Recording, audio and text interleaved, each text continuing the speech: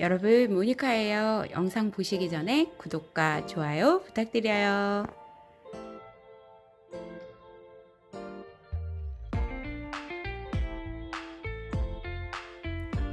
네, 여러분 안녕하세요. 모니카입니다. 네, 어제 잠깐 양킹님 영상 하나 찍고 굉장히 오랜만에 본격적으로 이제 컨텐츠 가지고 하는 영상은 되게 오랜만인데요. 제가 요새 조금 바빴어요, 여러분. 다시 수업을 시작한 이유도 있고, 또 아시는 분들은 아시겠지만, 이렇게 저 응원해주고, 해주시는 분들이 생겨서, 제가, 며칠 조금 적응하느라고, 바빴습니다. 그래서 이제 다 약간, 이제 조금 다시, 여유가 생기고, 이래서 다시 여러분들과 영상을 찍어봐야겠다라는 생각은 하고 있었는데, 제가 요즘 읽고 있는 책이 있어요. 혼공 선생님과 박재원 선생님 여러분 아실 거예요. 요새 계속 혼공 선생님 채널에 영상이 올라오고 있는데, 제가 박재원 선생님은 예전에 대한민국 엄마 구하기라는 그 책을 굉장히 리뷰를 한 적이 있어요. 허락도 안 받고, 그래서 그때 굉장히 허락도 안 받고 초창기 때라, 뭐 이렇게, 잘 몰라서 그렇게 했는데, 지금은 이제 홍콩 선생님 덕에, 인스타 아이디를 알게 되어가지고, 방금, DM으로 허락을 받고, 영상을 한번 찍어보려고 하고 있습니다. 제가 리뷰하고 싶은 책은 선생님이 이번에 쓰신 책이에요. 공부를 공부하다라는 책입니다.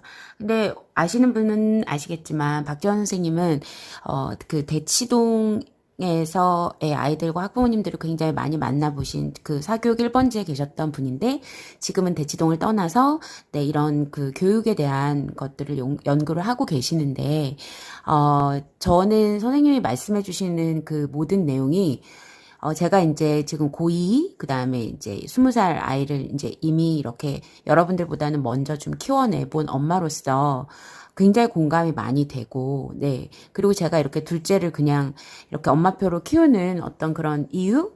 그런 것들에 대한 어떤 근거? 뭐 이런 것들을 선생님의 책에서 되게 많이 찾을 수 있었거든요. 그런데 이제 이번에 나온 이 책을 제가 굉장히 그래서 나왔다는 소식을 알자마자 주문을 해서 봤습니다. 그래서 공부를 공부하다. 그래서 이게 무슨 책인가 하고 제가 처음에를 좀 읽었어요. 그래서 이런 프롤로그나 이런 것들도 꼼꼼히 다 읽었고요. 선생님이 대치동에서 얻은 결론이라는 거에 대한 것도 읽었고 다 읽었는데 예전에 선생님이 박보살로 통하셨었어요. 사교육 전문가. 지금 이 차례가 있어요. 1장, 2장, 3장, 4장 이렇게 구성이 되어 있고 5, 6, 7장까지 굉장히 많은 분야를 다루고 계신데 이번에는 박전 선생님하고 정유진 선생님이라는 분의 공저인가 봐요. 그래서 보니까 앞부분에 공부란 무엇인가라는 부분이 있었어요. 이제 여기서부터 여러분 제일 처음 읽는데요. 약간 조금 어려웠어요, 저한테는. 근데 이제 요 부분을 넘어가고 나니까 여기서부터는 아주 술술 지금 읽히고 있거든요. 근데 제가 사실 아직 다 읽지는 않았어요. 저는, 그 장을 읽고 거기서 딱 이렇게 뭐라 그럴까, 그날 느낀 그런 감정, 그런 것들이 잊혀지기 전에 영상을 찍자, 다 읽고 찍는 게 아니라 잊혀지기 전에 그 부분만, 또 어차피 다 리뷰를 해서도 안 되고 하면 안 되니까. 그래서 제가 읽은 부분들 중에서 아주 정말 여러분들하고 같이 이야기를 나누고 싶은 그런 부분을 위주로 한 두세 곳 정도만 영상을 올리겠다고 박지원 선생님께 허락을 받았습니다. 그래서 앞에 부분 1장도 어렵지만 여러분 조금 읽어보세요. 그러면 우리의 뇌 안에서 아이들이 어떤 과정을 거쳐서 학습을 받아들이고 있는지를 알게 돼요. 근데 어쨌든 저는 제가 오늘 하고 싶은 이야기는 여기에요. 학습자 이해하기.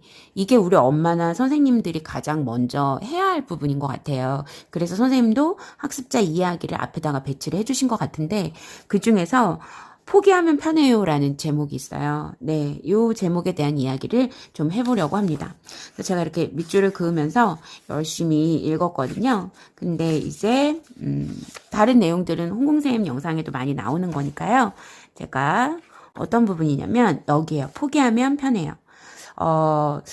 처음에 이제 학교 선생님들하고 선생님들이 그 박주원 선생님께서 얘기를 많이 하시는데 아이들이 그런다는 거예요. 포기하면 편해요. 이렇게 하면서 도전 골든벨 같은 거를 해도 아예 첫 번째 문제부터 그냥 틀려버리고 내려놓는 그런 아이들이 있어요. 근데 이제 선생님들은 그 박주원 선생님이 하시는 말씀 뭐냐면 이런 아이들이 이제 그것도 집단으로 발생을 한다는 거죠. 그 왜 교실에 꼭 이렇게 좀 그런 아이들이 없을 수 없잖아요. 있잖아요. 근데 그런 아이들이 왜 그런 행동을 하는지를 이해를 할 수 있겠더라고요. 선생님 책을 읽으니까. 그래서 선생님들도 읽어보시면 되게 도움이 될 것 같고, 엄마인 나도 읽어보면 우리 아이의 행동이 왜 그런지를 이해를 할 수가 있는 부분 같더라고요.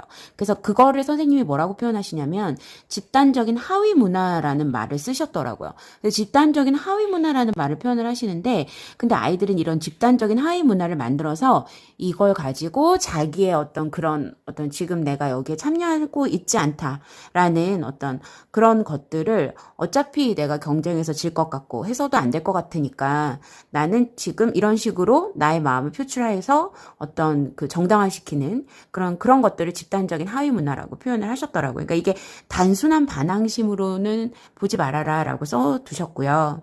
그래서 이런 하위 문화가 만들어지면 아이들은 어쨌든 그 하위 문화 속에 가담을 해야 내가 지금 안 하고 있는 어떤 그런 참여를 안 하고 있는 것에 또 정당화가 되고 또는 그것에 참여 안 하고 소외감을 느끼지 않고 그런 것에 참여를 해야 또 그 하위 문화에 관한 어떤 소속감을 느낄 수 있는 그렇게 하기 때문에 적극적으로 수업을 방해한다고 해요. 그래서 아이들의 심리 상태가 그렇다라는 거죠. 그래서 선생님이 교사가 해야 될 일이 아이들과의 어떤 서로 간의 차이를 느끼게 만드는 것이 아니라 공통의 목표를 제시해서 학생들이 서로 협력하게 하는 것 이게 가장 중요하다라고 말씀을 해주셨더라고요. 그래서 아이들의 그런 어떤 문화를 만드는 반하는 문화를 만드는 학생들의 심리에 대해서 선생님이 얘기를 해주셨는데 제가 굉장히 좀 인상 깊게 읽었던 부분이 이 부분이에요. 제가 사진을 좀 찍어놨는데 여러분 이 부분인데요. 자, 고립의 두려움을 피하기 위해 적극적으로 공부를 거부하는 학생들이 있다. 자, 만약에 이렇게 아까처럼 하위 문화를, 이렇게 자꾸 일으키는 그런 아이들의 내가 엄마라고 한번 생각을 해보세요.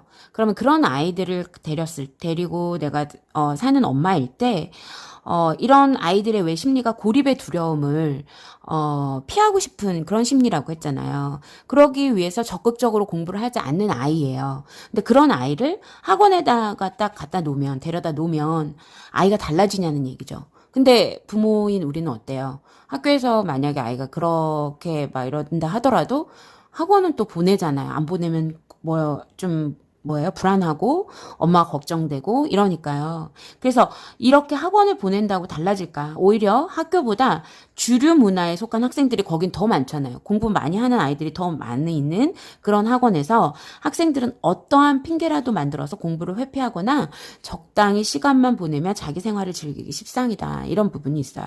자, 그래서 제가 하위 문화에 대한 얘기를 조금 먼저 해드렸고 이 뒷부분 하고 싶은 게 없어요라는 이 제목 굉장히 저를 좀 잡아 끄는 제목이었거든요. 왜냐면 아이들한테 너는 꿈이 뭐야? 이렇게 물어보면 저 꿈이 없어요. 하고 싶은 게 없어요. 이렇게 말하는 아이들이 굉장히 많잖아요. 저도 많이 봤고 저희 아이들도 그렇게 말한 적이 있고 그래서 저는 이 부분에 대한 글을 좀 여러분하고 나누려고 제가 따로 정리를 했습니다. 그래서 여러분 이 책은 여러분들이 뭔가 도움이 되실 것 같다 그러면 충분히 구입을 하셔서 보시는 것도 좋을 것 같다라는 생각이 들어요. 제가 뭐 홍보를 하는 건 아니고 제 마음에서 그렇게 생각이 들어서 말씀을 드립니다. 자, 여기서부터 여러분 한번 같이 볼까요? 제가 따로 정리를 했는데요. 하고 싶은 게 없다라는 말을 아이들이 하잖아요. 그 말을 하는 아이가 내 아이라고 한번 생각해 보세요, 여러분. 걱정이 많이 되잖아요. 중1 무기력에 빠진 아이가 있었대요. 그런데 그 어머니가 이제 선생님께 뭐 상담을 좀 의뢰를 하셨겠죠. 자기는 어머니 말씀으로는 공부하라고 강요한 적이 없다는 거예요. 근데 아이가 하고 싶은 게 없고 무기력하다는 거죠. 그래서 엄마가 이해할 수가 없었다는 거예요. 그러면 이 이해할 수 없었다는 이거부터가 받아들여지지 않기 때문에 아이를 당연히 이해를 못했겠죠. 그러니까 문제가 생겼을 거고. 그래서 선생님이 말씀하시는 거는 뭐냐면 가정이나 학교, 사회 전반이 성적 경쟁으로 내모는 상황이지 않냐, 아이들이. 이미 그런 사회에 아이들이 살고 있다는 거예요. 그래서 아이들은 늘상 뭘 겪어요. 뭔가에 도전했다 안 되고, 뭔가에 하려고 했다 안 되고, 그런 상황들, 그리고 뭔가를 뭐 하려고 했는데 칭찬을 못 받고 뭔가 비난을 받고 이런 상황들이 아이는 그리고 이제 자기가 공부를 열심히 해봤는데 성적이 안 나올 수도 있고 그래서 이러한 상황들이 아이를 자신감 없고 자신감을 잃게 하고 무기력해지게끔 만드는 상황에 놓여 있다는 거죠. 우리 사회 자체가 아이들이 그러니까 이 아이들이 사는 사회 자체가 무기력에 빠지기 되게 좋은 사회다. 우리가 그렇게 만들고 있다라는 말씀을 해주시더라고요. 그때 어른들은 뭐라고 조언을 해요? 어른들이 조언한다는 게 결국 뭐예요? 야, 너 공부에 적성이 안 맞아? 공부하기 싫어? 공부하기 싫으면 네 적성에 맞는 일을 찾아봐. 이렇게 얘기하잖아요. 근데 얼마나 참 사실은 그 아이들한테 얼마나 무책임한 말이에요. 되게 어려운 말이잖아요. 그러니까 아이가 뭐라 그래요? 적성도 모르겠고 하고 싶은 일도 없으니까 나 좀 내버려둬. 이렇게 얘기하잖아요. 이렇게 말하는 아이들 아마 중딩들 많을 거예요. 네, 고딩들도 그렇고. 우리가 초딩들까지는 그래도 네, 요즘 아직까지는 괜찮은데 중고등 가면 그래요, 여러분. 그러니까 이런 상황에 대비를 하세요, 여러분. 이런 말을 아이한테 들으면 내가 어떻게 생각해야 될까? 그러니까 우리가 엄마가 책을 자꾸 읽어야 합니다, 여러분. 그래서 이해가 필요하다는 거예요. 아이에 대한 이해가 필요해요. 왜 내 아이가 이런 생각을 하고 있지? 왜일까? 이런 생각이요. 왜? 너 왜 그런 생각을 하는데? 자, 왜 내 아이는 무기력해진 걸까? 한번 생각을 해봐요. 아이는, 한때, 네, 초등학교 때나 뭐 이럴 때 모범생이 되려고 아이들 굉장히 열심히 살아요. 그쵸? 모범생이 되려고 열심히 산다는 거죠. 그래서 모범생이 되려고 열심히 노력을 했는데 중학교 올라와서 성적이 뚝 떨어지거나 고등학교 올라와서 성적이 뚝 떨어져요. 근데 돌아오면 뭐예요? 돌아온 게 뭔가 내가 가고 싶은 고등학교 못 갔어. 패배감, 그 다음에 열등감 이런 것들이 생긴다는 거죠. 그러니까 모범생이 되려고 최대한 노력은 했는데 나한테 돌아온 거는 패배감과 열등감. 이런 것들을 이제 아이들이 실패 경험을 맛보는 거예요. 근데 그러한 실패 경험을 맛봤을 때 아이들은 어떻게 할까요? 회피하고 싶겠죠. 저라도 그럴 것 같아요. 그래서 그 회피하고자 하는 마음을 제 생각에도 그렇고 선생님도 아마 이런 의미로 쓰지 않으셨을까. 하고 싶은 게 없다라고 아이들이 말을 하는 거예요. 그 마음의 어떤 표현을. 그러니까 내가 공부를 못하는 게 아니야. 나 하고 싶은 게 없어서 나 안 하는 거야. 이렇게 얘기를 할 수도 있고 또 그렇게 해야 내 스스로 뭔가 합리화가 되면서 스스로 설득이 된다는 얘기잖아요. 그래야 무기력이 가져다주는 어떤 그런 와중에 무기력이 가져다주는 어떤 심리적인 어떤 편안함, 아무것도 안 해도 되는 것. 예, 그런 편안함이라도 있어야 아이들이 버틸 수가 있다는 얘기예요. 그러니까 계속 뭐예요? 열등감과 실패 이런 것들 속에서 아니 뭐 해도 안 되는데 뭐 막 이러면서 아예 그리고 내가 하고 싶은 게 없으니까 나 안 하는 거야. 그리고 이러한 무기력이 계속 누적이 되다 보면 그냥 그 상태가 아이들 아무것도 안 하고 있는 상태가 편하게 느껴진다는 거예요. 그나마. 그래서 심리적인 어떤 편안함이라도 있어야 아이들이 버틸 수 있다라는 거죠. 그래서 이렇게 무기력하다는 것도 어떻게 보면 하나의 하위 문화에 속한다라고 말씀을 해주시는 것 같아요. 선생님 책을 읽어보면 이러한 하위 문화에 숨어서 자신을 보호하려는 행동으로 이해를 해야 된다는 거예요. 아이의 그 무기력함을. 그래서 어차피 해도 안 될 거고 그런 생각을 하는 그런 학생들의 어떤 어떻게 보면 하나의 자구책, 빠져나갈 구멍, 그게 무기력함으로 온다는 거예요. 그래서 그게 무기력함으로 오면서 수업 방해도 하고 그 다음에 포기도 하고 이런 것들을 전부 다 하나의 하위 문화 개념으로 생각을 해주시면 된다는 거죠. 그래서 그 어떤 뭐 부모가 말을 하더라도 아이는 아무 그런 뭐라 그래요 반응조차 없는 경우 많잖아요. 너 뭐 해보고 싶니? 너 뭐 할래? 이거 해줄까? 저거 도와줄까? 그러면 아이 다 뭐라 그래요? 내가 알아서 할게요. 그러니까 자기한테 관심을 끄라고는 식으로 얘기하잖아요. 여러분 아직 그걸 못 겪어보셨으면 사춘기가 안 온 거예요. 네. 다 겪어봤어요, 저도, 여러분. 그래서, 알아서 할게요. 이런 말 너무 많이 들어요. 지금도 듣거든요, 솔직히. 네. 예, 그렇죠. 아이들이. 근데 알아서 하게 두는 게 맞기는 맞아요. 네, 맞기는 맞고, 과도한 관심을 보이는 것도 아이에게는, 예, 부담이에요. 이제 그런 얘기가 이제 이 밑에 더 나와요. 조금 더 볼게요. 그러면 내 아이는 왜 꿈이 없냐고요.